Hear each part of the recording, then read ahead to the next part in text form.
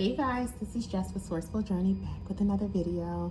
I wanted to talk with you guys about the recent details that have been popping up all on social media about the GATE program. I'll share my thoughts about it and actually be able to hear a bit from your end as well in regards to what you guys think too. Let's talk about it.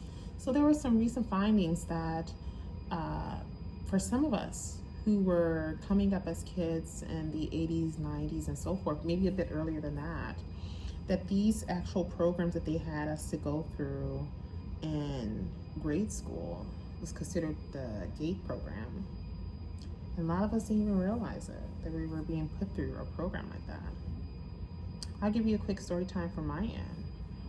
I do recall going through these experiences as well. I remember as early as, I don't know if it was kindergarten. I know it was like maybe first grade. Yeah, first grade. Okay, so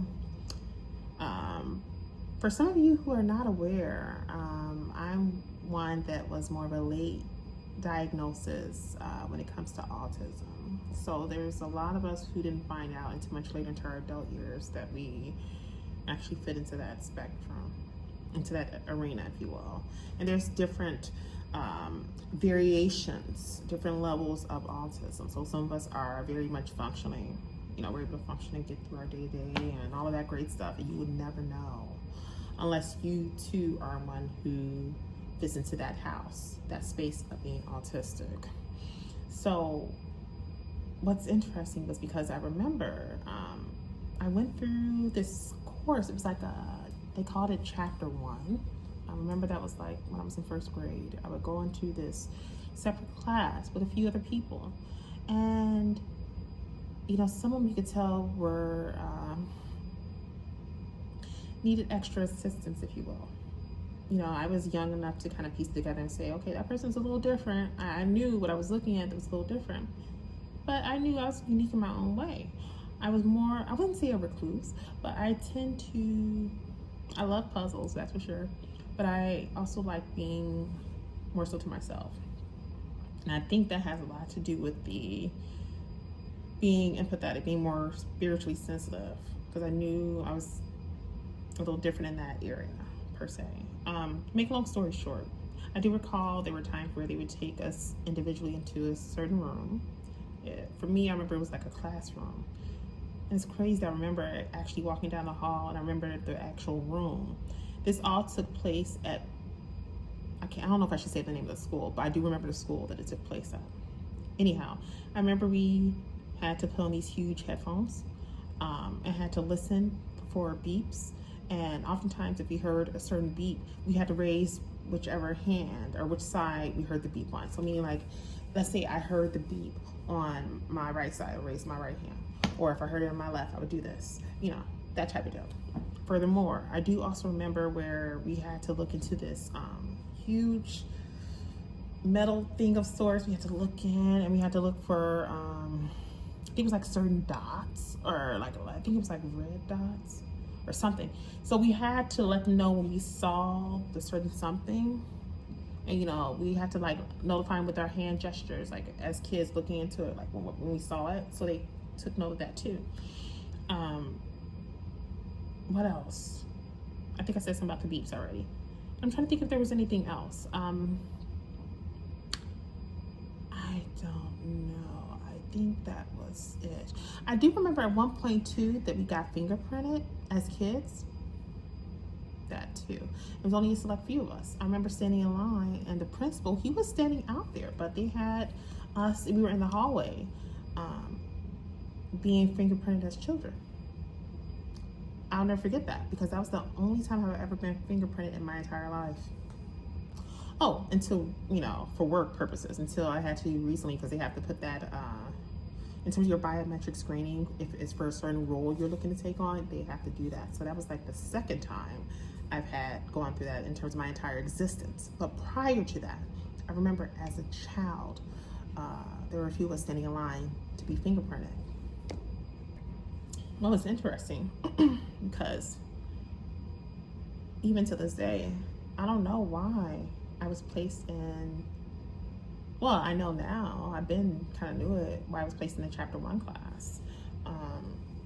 because I was really a smart kid. I mean, I remember even when I hit second grade onward, I remember I hit like high honor roll, and I maintained that for quite some time, even into my high school years, even into my university years.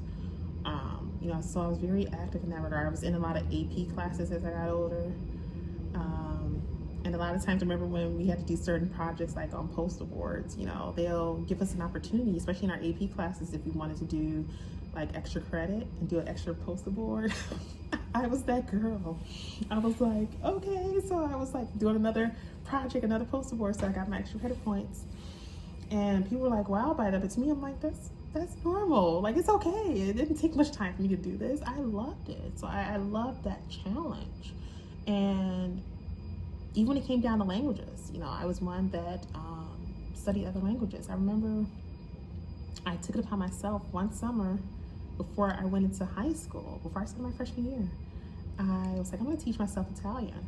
So I remember going to my local library, and I would get these cassette tapes. And I was starting to teach myself Italian right then and there. And not only did I study Italian, and I actually studied it, and I studied it to the point that I was up at the university level of the language itself. So meaning when I got into my undergrad, I was actually in there too, still studying Italian and actually writing it. But I also studied French as well, and in both of those areas, it was all honors. So I say all that to say, I guess what I'm trying to drive home with you guys, for a lot of us, I think it's safe to say that there was a bit of a misdiagnosis when they put us into those particular courses, or in those particular classes, I should say, like chapter 1. I think it's something that's a lot deeper as for why they did that. Because some of us should not have been placed in those classes because we were pretty advanced in our own way. Even when it came down to our studies as far as college level goes, those of us who fit into the spectrum of being either autistic or ADHD or AUDHD, whatever you may want to title it, a lot of us tend to be overachievers. So when it comes down to even joining certain organizations, kind of going back to one of my older videos I talked to you guys about, where we would join various clubs, and sometimes we'll work so hard to the point we become the president of a club, which is what I did in regards to one of the clubs that I was connected to. Not only that, but even when it comes down to our academics, one degree is not enough.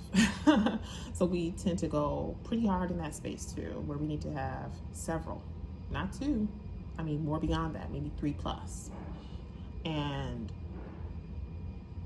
I think part of the reason we feel that way because we know within self, this is truly setting us up for success, which is why we tend to push hard like that.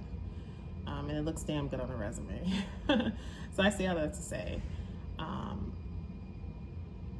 those who fit into that space, especially those who were exposed to that GATE program. Why do I have a feeling something big is getting ready to roll out in regards to that? Because that program itself, it was a program that probably should not have been conducted, but they actually did it in such a way to gain information to help them. And I'm not going to say who them would be. I think we can kind of all piece it together, and maybe that could be the reason why. But why is this information being brought up now again? Like, why is it resurfacing? I have a feeling something is getting ready to go down when it comes to that. And I'm pretty sure they have records of who all had partaken in this program over the years. Could there possibly be a lawsuit that's getting ready to go down about this? Not on a global scale, more so on a national scale in the US. It's something a lot deeper. something a lot deeper. You would just have to sit back and see. But it just blows my mind to realize there were so many of us who've been through that type of program and didn't even realize that the reason why we had to go through that program is a lot deeper than what meets the eye. I consider that to be, especially for me personally, for my type of background and what I've already accomplished so far, that's a bit of a badge of honor, because that means they saw something within me well in advance that I didn't see within myself or didn't quite understand. And I also touched up on this as well in a past video. I don't know if any of you noticed this, but I really think there's a correlation with those who fit into those spectrums and spirituality. There's a reason why there's a good number of us who fit into those various gift categories seem to be more spiritually inclined, spiritually sensitive. You're able to pick up and see things, hear things, and catch on to things well in advance for a reason. I honestly believe there is some truth behind it, that this program has been going on for quite some time, and as a matter of fact, they've been keeping tabs on us. They could have been probably keeping tabs on us for years, for decades. Certain ones, if you will. But either way, I digress. It's just your mind is starting to run a mile a minute. You're trying to figure out what could be the possible reasons why they would do this. 1, 2, 3, as I said that. I guess you would just have to sit back and see what is revealed next. That is all for this video, you guys. Don't forget to like, share, and subscribe if you haven't done so already. And until next time, I am definitely seeing you off with love and light. Have a great one, you guys.